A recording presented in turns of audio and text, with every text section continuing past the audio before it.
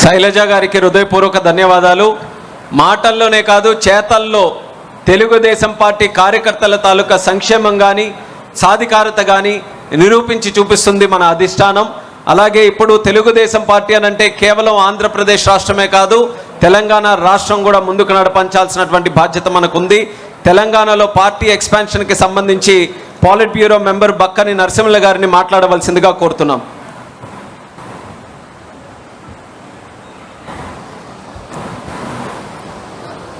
పెద్దలు, తెలుగుదేశం పార్టీ అధినేత గౌరవ ముఖ్యమంత్రి నారా చంద్రబాబు నాయుడు గారు, అదేవిధంగా మన నూతనంగా జాతీయ తెలుగుదేశం పార్టీ నారా లోకేష్ గారు, పల్లా శ్రీనివాస్ గారు ఆంధ్రప్రదేశ్ అధ్యక్షులు, ఈ వేదిక పైన తర్వాత ముందు ఉపస్థితి అయినటువంటి పెద్దలందరికీ, తెలంగాణలో 10 కేంద్రాలలో వర్చువల్గా వీక్షిస్తున్నటువంటి అందరికీ నా నమస్కారం. నాకు తెలంగాణ ఎక్స్పాన్షన్, వివేకానందుడు అన్నాడు, ఆల్ ఎక్స్పాన్షన్ ఈజ్ లైఫ్, అందుకు విశాల హృదయమే జీవనము అని. నాయకుడు అనే అతను మరి అనేక కష్టాలు ఉంటాయి. తనకు పడరాని వాడిని పేరు ఇవ్వకపోతే నెట్వర్క్ పోతుంది. మంచి పనివాడు నాకు పడరాకున్న పర్వాలేదని అతని పేరిస్తే నెట్వర్క్ సజీవంగా ఉంటుంది. అయితే ఈ తెలంగాణ అనే పదము డిక్షనరీలో ఎక్కడా లేదు. ఆంధ్రకు కొన్ని పదాలు ఉన్నాయి, తెలంగాణకు డిక్షనరీలో లేదు. కానీ కొంతమంది స్వార్థపరులు ప్రాంతీయ భేదాలు తెచ్చి అనేక మంది కష్టపడే వాళ్ళ జీవితాల్లో మన్ను పోసిండ్రు తెలంగాణలో. ఎందుకంటే తెలంగాణలో పటేల్ పటువారి వ్యవస్థ ఉండి జోగిని వ్యవస్థ, అదేవిధంగా అంటరానితనం, దాని వెంబడి విశృంఖలంగా వెట్టి చాకే నడుస్తుండేది. నందమూరి తారక రామారావు గారి పుణ్యమాని నిజమైన స్వాతంత్రం వాళ్ళ రద్దు చేసిన తర్వాతనే తెలంగాణలో వచ్చింది. అంటే భారతదేశంలో స్వాతంత్రం వచ్చినప్పటికీ కూడా తెలంగాణలో నిజమైన స్వాతంత్రం రాలేదు. ఎందుకంటే 78లో మా ఫాదర్నే పోలీస్ పటేల్ చెట్టు కట్టి కొట్టిండు. నేను వాళ్ళతోని కనీసం 16.5 సంవత్సరాలు పోరాటం చేసిన. అందుకు నేనేమనిపిస్తుంది అంటే, మనిషి తినుట కొరక లేక బ్రతుకుట కొరక అంటే, స్వామి వివేకానందుని ఫిలాసఫీ ప్రకారంగా ఆయన 4 అంశాలు చెప్తే ఆ 4 కూడా మన నాయకుడు చంద్రబాబు నాయుడు గారు పూర్తి చేసాడు. పెద్ద ఆయన భారతదేశంలో ఏకైక ముఖ్యమంత్రి, మాల మాదిగలకు ఆశ్రమ పాఠశాలలు అందించిన మహనీయుడు, జాలరికి వ్యాసుడు, మాలెతకు పరాశరుడు, సుతులు ద్విజులైరి లెక్కకిది మించే.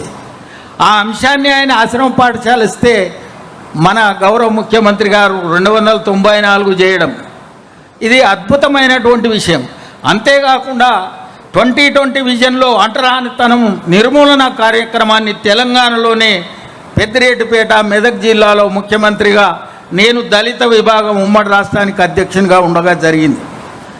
అందువల్ల అటు పెద్ద ఆయన చేసిన కార్యక్రమాలు అనేక మంది చెప్పారు.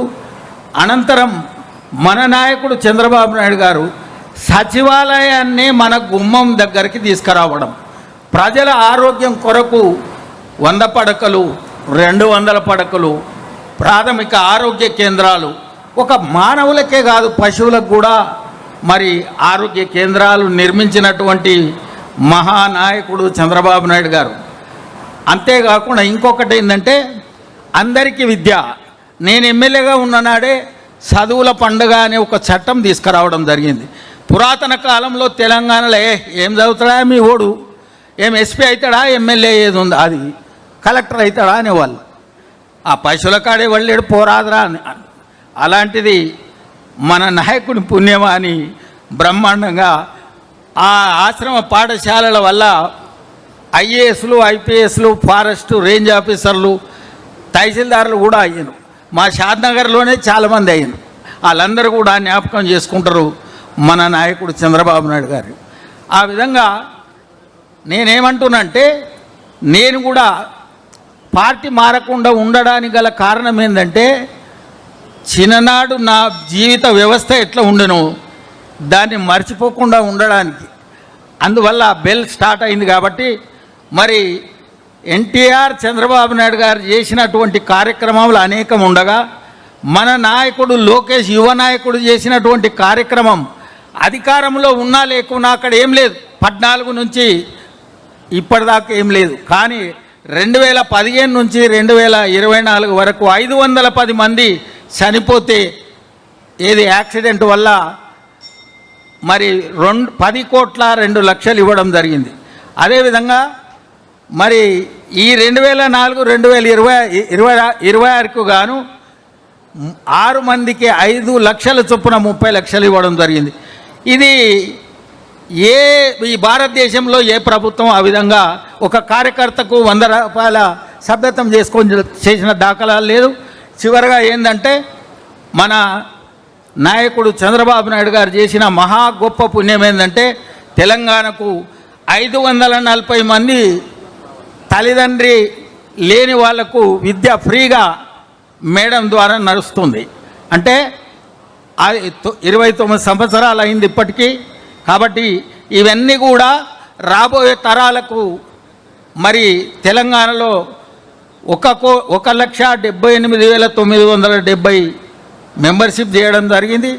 వీళ్ళందరినీ కూడా రేపు వాహనాలు వాడకుండా సైకిల్ మీద ప్రయాణం చేసి ఎన్టీఆర్ గారు, చంద్రబాబు నాయుడు గారు, లోకేష్ గారు చూపించినటువంటి ఈ అభివృద్ధి కార్యక్రమాలని ప్రజల దగ్గరికి తీసుకుపోయి రాబోయే కాలంలో తప్పకుండా పార్టీని మరి పురోభివృద్ధి చెందే అందుకొరకు అందరి సహకారంతో యువకులు, మహిళలు, పెద్దలు, చిన్నలు అందరి సహకారం తీసుకొని మరి తప్పకుండా పార్టీని ముందుకు తీసుకుపోయే ఎక్స్పాన్షన్ కొరకు నేను ధర్మబద్ధంగా పనిచేస్తానని కోరుతూ సెలవు తీసుకుంటున్నాను.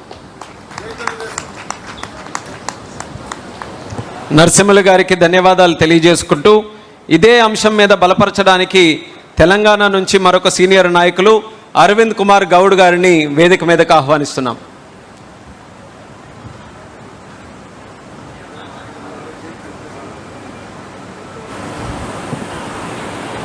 గౌరవనీయులు పెద్దలు